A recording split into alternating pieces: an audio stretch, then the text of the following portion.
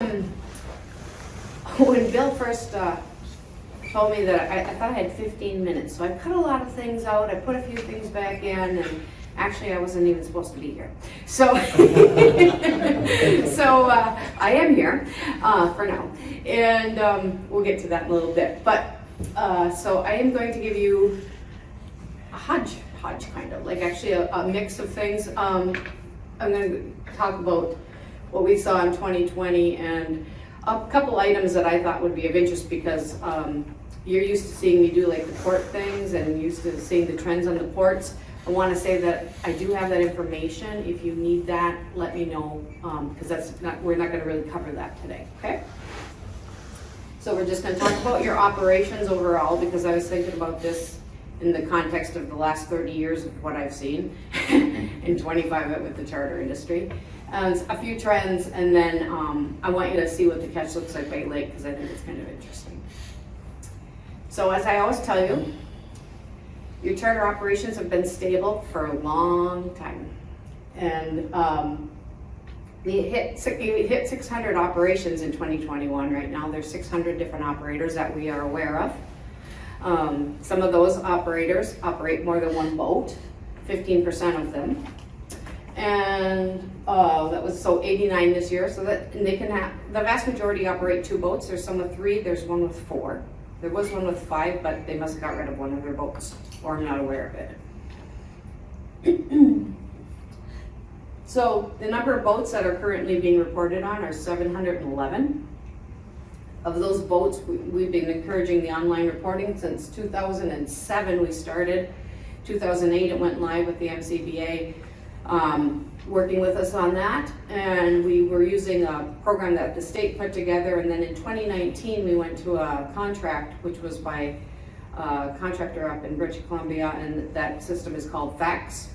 Over the course of the years we have been seeing a steady increase of online reporting. We are now at 69 to 70 depending on what month you look at. As you know, in the charter industry, on an annual basis people come in and leave. I've never seen it. I mean, it's on a monthly basis almost sometimes where there's new people coming in, new boats coming in, boats leaving. It happens all the time. It's always in a constant flux, but overall it's been extremely stable. And what I did notice especially in 2021, this year and last year, is more people are discussing getting a second boat, at least. I mean, we saw the increase in people having more boats to begin with, but I think that's going to increase even a little more. Your excursions, of course, we saw did decrease in 2020. It decreased 2,000, which really wasn't bad when you think about really what happened in 2020 and how you were shut down and it was actually May 7th that you were able to go back and start chartering again. That was the date that you were able to go back. Some people did not feel comfortable with that, so they chose not to. Some people had smaller boats, they weren't sure what to do about it. Other people had larger boats and they felt more secure and they had less concerns. Some of the concerns that I heard from people were they were worried about being around the public and they're bringing something back to somebody at home or their family, or they had their own health issues.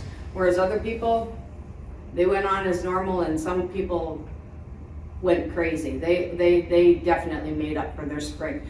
What we saw where that vast majority of that 2,000 lost trips came from was definitely, absolutely the spring fishery on the Detroit River. They lost it, the whole thing for that year, and that's where the vast majority of the trips came from that were lost. And then there was a few in South Michigan, excuse me, around St. Joe area. But other than that, Lake Huron lost a few. Over that, I was actually surprised how resilient the charter industry was in 2020. And you guys are doing phenomenal again this year. If anything, I think it might have done a little good for you because I think it encouraged people to be outside more and look for other activities. And it may have encouraged people to try chartering. That I'm not sure, but it's like I'm seeing an increase in charter trips, so it's like it has to be coming from somewhere, right? So those charter excursions broke down by lake. I show you this every year so you can see the difference. That would be your lake, the St. Clair system, and you'll see that it was there's a reason why it ticks up. Whoops. Whoa. I was really going to go quick. There's a reason why it ticks up right here. You see this flat, flat, flat, flat, flat, and then it goes up. And that was in 2010 when we changed the form and we allowed you to start reporting on released fish, because the St. Clair system has a massive release fishery for muskie and smallmouth bass. And people were not able to report on that. They were only able to report on things that they harvested. So we incorporated release fish at that time, and that's where that tick comes up. There's also another point which I'll get to later.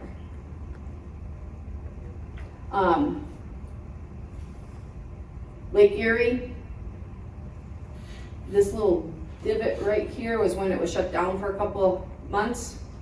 You'll remember there was a quota issue with walleye harvest, and you can see that little dip there. But overall, it's pretty static. And then Superior, usually between 5 and it's usually between 500 and 700 trips for Lake Superior per year. This is Lake Huron,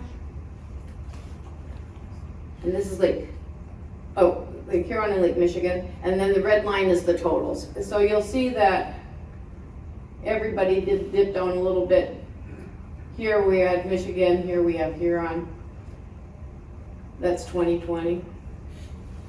There was some decreasing going on here from 2018 to 2020. I'm not quite sure why there was in 2019, but the only thing is like I said, there is the fluctuation of the charter industry in itself, and then there's also, for the last few years, I have been getting tons of comments. I mean, a lot, like crazy amount of wind blowing you guys off the water. Like, you have not been able to get out, like multiple trips in a month being canceled because of that, and that can have some impact on that. It also can have an impact if just one charter operation leaves a lake or a port, if they were a big operator and ran a lot of trips. So those are all things that you need to look at when you look at this, but the trends are pretty what I like to look at first. So if you look at it by water, in pie chart so you can visualize it, you don't see it really much changed. It's been like this for quite some years, the vast majority coming out of Lake Michigan with salmon and trout. Lake Huron is next. Really close to that is the St. Clair system. Lake Erie runs around between 600 to 800 trips a year. Remembering that Lake Erie is only a few grids that we actually fish in that area, and the Ohio and Canadian waters take a lot of that away from us. So, you know, a lot of times you guys are running out of Lake Michigan, out of state of Michigan waters into Ohio waters in the summertime when the water changes temps. You're running out. Well, you have your anchors, but you're not dropping your lines in Michigan waters. So I don't think that's a true reflection of how many trips you might actually run. What did you catch? You saw a decrease of about 40,000 fish in 2020, and that was solely, practically almost all of the walleye. There's a huge decrease in the walleye catch because of the Detroit River not being able to fish. But overall, the trend tells you it's pretty similar. Small deviations. Sometimes the lake trout increase, sometimes they decrease. Chinook salmon have been staying relatively stable the last few years. Ever since, where's Jenny? Since the 2012 hiatus. We were just talking about that last night. All right, so the whole idea of these graphs is for you to just see very visually what is caught in a Great Lake. So this is Lake Michigan, and it's predominantly salmonines. And lake trout has been your bread and butter for quite a few years now. And smallmouth bass has been coming up. Another thing that we can get from the release is we can start looking at smallmouth bass, and vast majority of that is going to be in the bays. The green is the release. So there's Michigan. Here's Huron. And this means St. Mary's River for Lake Michigan that had the lower stretches of the rivers in that. Lake trout, walleye, perch, few bass. But you'll see your coho and your chinook in this scale doesn't show up. I mean, you're catching them, but not to the degree that you're catching your lake trout and your walleye and your perch. Notice that you're releasing a lot of perch. Lake Superior. Lake Superior is predominantly, and has been throughout the course of my time here, lake trout. They catch some coho, they catch a few steelhead, they actually catch a mixed bag just like Lake Huron does, but in lesser degree than Lake Huron does. Before we go to, I didn't forget about Erie. Before we go there, I wanted to bring a couple points out. One about Lake Michigan, because I want to show that back in 2012, like we were discussing, you'll notice that these colors, the lake trout is this orangey color here, and the chinook is this yellow. So how you read this is like the bigger the area is, the more you caught of that species. And so back in 2012, there's this peak here where the catch for Chinook salmon went up. And notice the size, the width of how many lake trout were being taken. And notice now the width of lake trout here. So what you've done is you've effectively, as you know, you've switched from catching Chinook salmon to lake trout. Along those lines, show it a different way, you also can see your harvest rates are increasing for lake trout because you're focusing on them more, you're actually targeting them more, so you're actually doing better on catching them. You're getting closer and closer to the harvest rates that are experienced in Lake Superior and Lake Huron, because they've been doing this for a long time. But you can, I mean, it's so apparent. It's like your rates here are when you were actually targeting salmon and you weren't worried about your lake trout. And it would be remiss to be in Saginaw Bay and not tell you something about Saginaw Bay. So, and this is by grid, so this does not include the river. It includes specifically the bay. And as you will see, the walleye is the predominant. There is some yellow perch mixed in there. Unlike the sport industry, which Randy talked about, you'll see that your numbers are a lot different. But you were getting up there to, this line over here is how many excursions are operated. So they were getting up towards 1,000 excursions right before COVID, and then it dropped to a little, like, I think 780, something like that. And I anticipate this should go back up. So this drop, I would anticipate, has everything to do with the fact that there was 200 less excursions run, and not because the fish weren't there. Lake Erie, if you remember, I had to put different species. You might catch one steelhead, maybe a lake trout, maybe another salmoni, but you are all yellow perch and walleye. You release some. Find it interesting that in 2020 you caught just as many walleye as you did perch. Okay. Sturgeon, there was maybe one or two. Muskies minimal, and smallmouth bass is minimal. When you get to the Detroit River, Lake St. Clair, and St. Clair River, it changes yet again. Now you see your predominant species is your smallmouth bass. Your walleye is still there because of the Detroit River, and some is up in Lake St. Clair. Yellow perch. Two things to note is the muskie and the sturgeon. The sturgeon fishery is coming on, and this is a plug for the online system.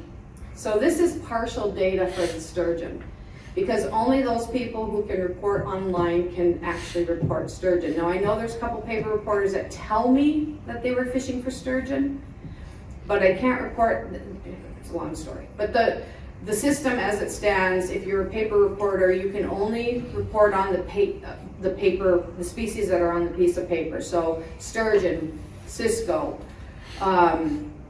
Atlantic salmon, pink salmon, all of those species people online can report on. You cannot if you're a paper reporter.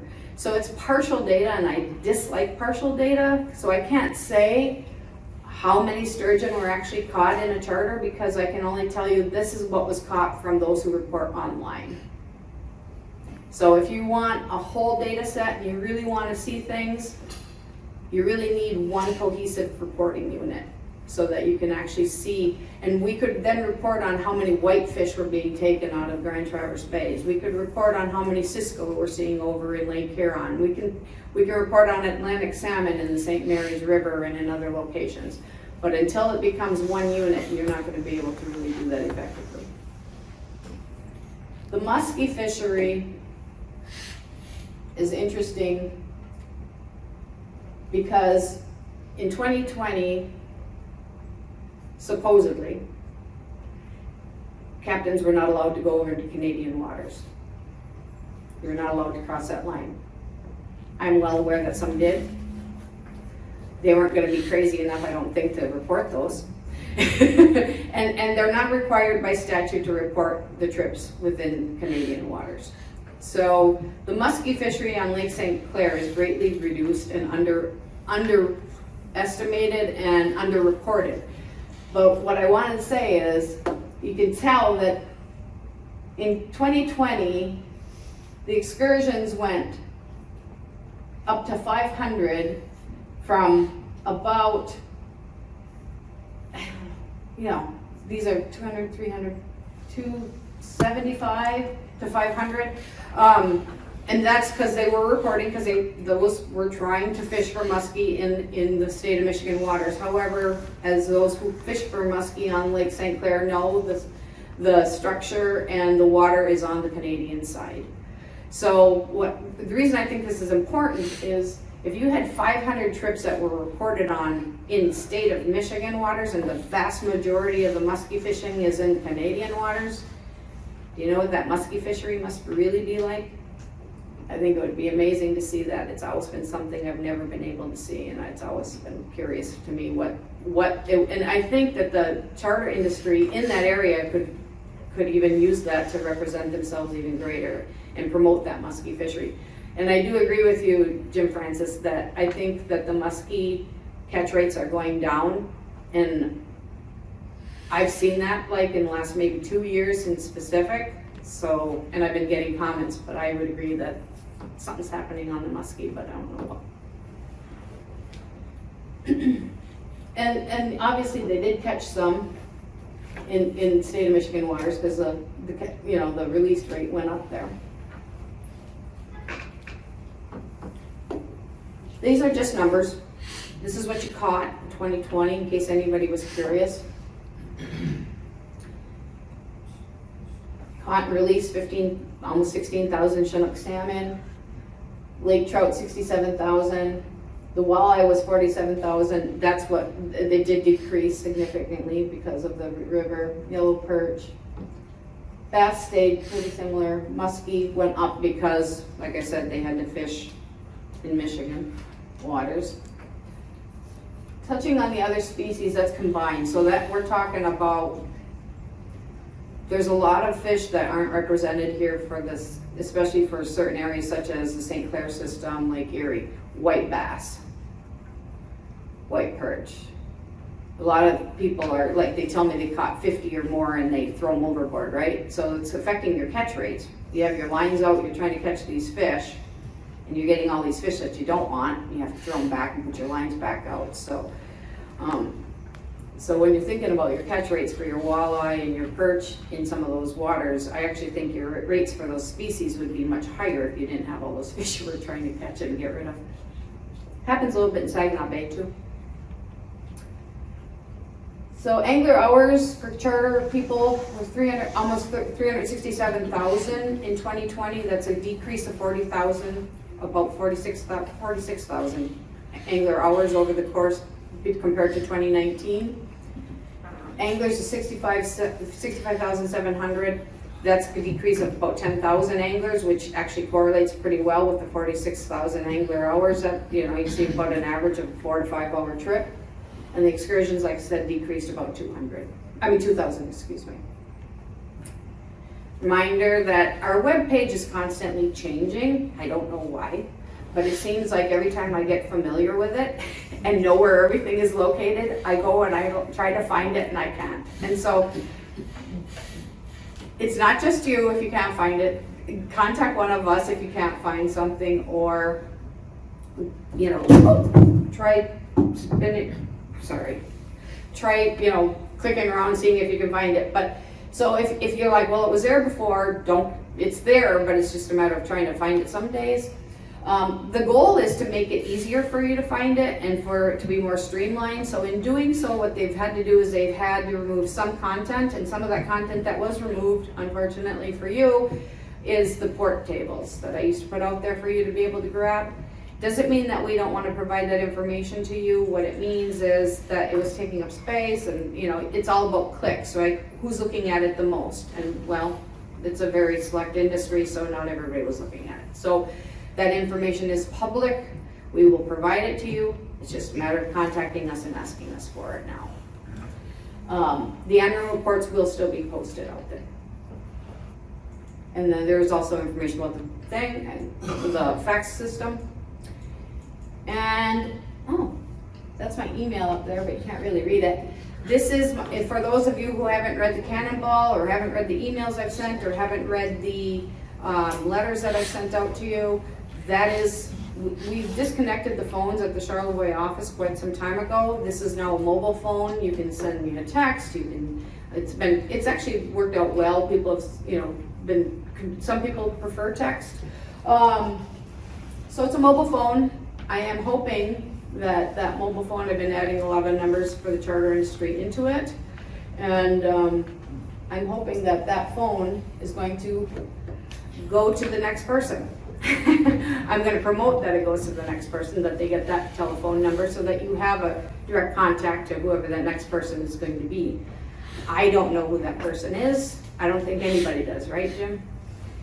So we're in the process of looking at what that position description will entail, and then we would have to go through a hiring process. Originally, I thought I was going to retire in August. It now looks like I will be retiring by the end of March of next year. I would like to compile the 2021 data and get all that ready for everybody, and then I'm going to go sit on a beach or something. But I wanted to say thanks for allowing me to come here and be part of you for all these years.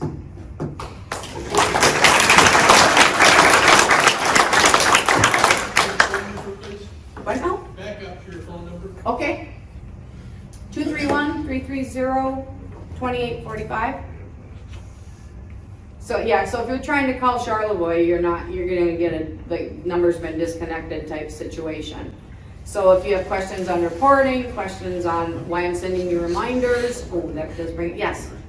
I just got a quick question. I was in the Bay City office last year doing my paperwork for my inspection renewals. Okay. The ladies were talking about the DNR might start, they were thinking about starting to report on ice charters. And I was wondering if anything's gonna come of that, because you're the one who up late all the time. I would really like to see that, because I catch probably at least 50% more fish doing my ice charters than I do open water charters. Mm-hmm. And I think it would also eliminate a lot of the hacks that are out there. You know what I'm saying? Yeah. We get a lot of hacks in ice fishing. So a lot of people are not insured. We bail them out of jams a lot, and I think it would help us a lot. So I was wondering if you heard anything. Yeah, so it's not just ice fishing, by the way. It's quite prevalent in all aspects of chartering. There's a lot of, it's well known, it's no secret, there's illegal charters throughout the state. People will circumvent the system. They don't want to pay for the inspection. They don't want to, you know, they just want to take cash under the table and they go. That's why I've always encouraged you, if you know of somebody who is doing this, A, it's illegal, B, it's cutting into your business, and C, it could be putting somebody in danger by not, you know, there's some people out there that probably should not be operating a boat or should not be out on the ice with people. But we've always encouraged you to get enough information to report on illegal charters, and ice would be the same thing. Now, well, I think there's enough fish caught on the ice that would change your numbers. Yeah. Like big time. So I have been for a long time. Like I want to say 15, but I think it's more than 15. I think it's closer to 20. I have been, and I know not everybody's in favor of it, but I am. I've been promoting reporting of all charters. So that would include people who wade that, because right now what happens if you're a charter operation that's reporting right now, the reason you're reporting is because you're operating under a boat. That is the criteria, and that's because of the statute. Specifies that you have to have this boat that's inspected, or you have to have a pilot license, or, so anyway, if you're a wader, if you're bringing customers in a river and you're wading with them, they are not reporting. If you're on ice, you are not reporting. If you're on an inland lake, not on non-navigable waters, you are not reporting. So there has been, throughout the years, a push to get all those other facets of reporting of chartering to report. It's never gotten to the point where it's been passed. Legislation has currently been proposed in the last, how many years? 3 years has it gone, and it languishes. It gets to a certain point in committee, and then it doesn't, if it doesn't pass by the end of the year, it has to get brought up again. It just got introduced yet again to committee, 2 weeks ago? And that would be for inland guiding, and I believe that would hopefully be able to incorporate ice fishing at the same time, and waders, people who wade fish. So there is a strong push for that. Whenever it would get changed, I'm not sure, but there is a reporting requirement with that. And there are penalties with it, just like there is for the navigable waters. Thank you. Danny? That bill, there's a set of bills, I think 3 of them. Yeah. That's will be in committee on 28th. Dennis might be filling in a bill also. Okay. The guys will let you know. Are we done? We're good on time if you want to take a couple more Yep. questions. Okay. So, here we go. To the left, sir. I got a question. I knew of an illegal charter operation last year. Okay. I called the DNR 5 times, 7 pictures, all kinds, nothing was ever done. I mean, that's sort of bullshit. Okay. I'm being honest. Yeah, no, You and you honesty send is- them pictures, and they don't act on it, and they got the boat number, the MC number, and they still don't act on it. I mean, what's the use of calling DNR? Okay, well, There is no I use, as understand. far as I'm concerned. Where was the illegal chartering It's happening? not saying nothing. Saginaw Bay. Oh, okay. So a couple things to remember about that, and it's not an excuse, And it's I just just, told them where the boat was parked. yeah. I told them everything, and nothing was ever done. So I've dealt with fines and penalties and court cases throughout the course of my job. And I can tell you that if you're going to bring somebody to court, if the law is going to do that, DNR Law Enforcement Division is going to bring that to a court case, which they will. It's not that they're opposed to it. In order for them to do that, they need to know that they have enough information in order to make it work. Because it's a lot of work, and it's not that they skirt the work. They're not worried about the work. What they want to do is they want to make sure that they're being effective with their time and using their time effectively. And they definitely don't like illegal chartering. They don't. But what they need, and you gave them where the boat would be, you gave them probably MC numbers, yeah. We had a web. Yeah, and so, but they need to be able to go into a court of law and be able to, with pure certainty that this had happened. And they have to be able to prove that that person was taking money illegally or under the table without being inspected. They have to prove all of that with documentation. Now, it has been done. A lot of times it happens in a timeline that you probably would not like, but that the collection of that data and the collection of the information might take longer than you would like, but when they finally do it, it's going to stick. And you might not even know they're working on something when they're working on it. They're not going to let you know. So I'm not saying they are or they're not working on your case. I'm just saying that they're not going to provide that information to anybody. They're going to do it on their own, and they're going to do it in such a way that makes them allowed to be able to do something with that particular case. Donna, I think, And they can't chase them all, unfortunately. Donna, I think the Coast Guard is way into some of that too. you know. Yes, and the Coast Guard has been stepping up, Yeah, they especially in have. southeast Michigan, I believe. They've been doing some checks down there that's been putting a little concern on some people. Yes, So, on the slide on, Lake Superior, it showed mostly the catch was Lake Trout. yep. Am I able to send you an email, and are you able to provide me the grids in which, they were caught, or mostly, have you got it broken down that far? Yes, what I cannot and what I will not provide you is, I will not provide you who caught it. Understood.